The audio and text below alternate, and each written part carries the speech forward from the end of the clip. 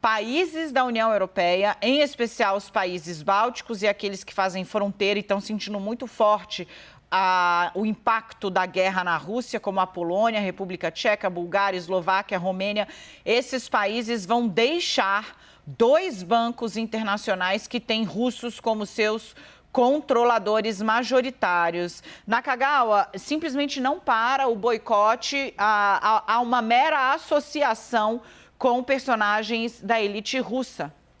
Neste caso específico do banco, Dani, é o ponto final de uma história que vem desde a época soviética. São duas instituições fundadas ainda na era soviética como dois bancos de desenvolvimento e apoio ao investimento, ao comércio exterior. Esses países, então, repetindo, Polônia, República Tcheca, Bulgária, Eslováquia e Romênia deixarão o Banco Internacional de Cooperação Econômica e o Banco Internacional de Investimento. São dois bancos que tinham sede em Moscou e até mudaram a sede há poucos anos para Budapeste nesse esforço de tentar desvincular esta instituição do governo russo.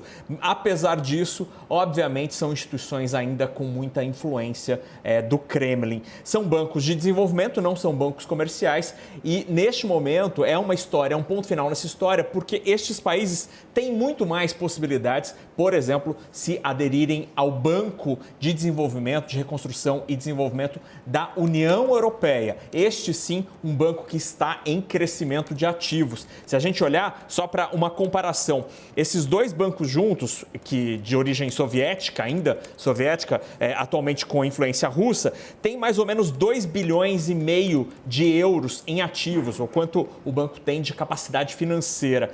Só para comparação, no ano passado, o Banco Europeu para Reconstrução e Desenvolvimento, que é o BNDES dos europeus, da União Europeia, investiu 11 bilhões de euros em projetos desse tipo, semelhantes a esses que eram dessas duas instituições que os países estão deixando, e tem uma carteira de quase 50 bilhões de euros em projetos já financiados. Portanto, é uma virada de página, fica a história soviética para trás com essa decisão, é um resquício dessa história que durou muito tempo e agora esses países todos olhando, ao invés de Moscou, olhando para Bruxelas com a União Europeia. Agora, as empresas privadas, Dani, você tem total razão, assim, estão tentando de todas as maneiras se desvincular por dois motivos. O primeiro deles é o temor de sanção, de incorrer em alguma ilegalidade, alguma operação que não seja adequada. As sanções ainda estão sendo estabelecidas e detalhadas e, enquanto isso não está muito claro, as empresas têm optado em não fazer mais negócios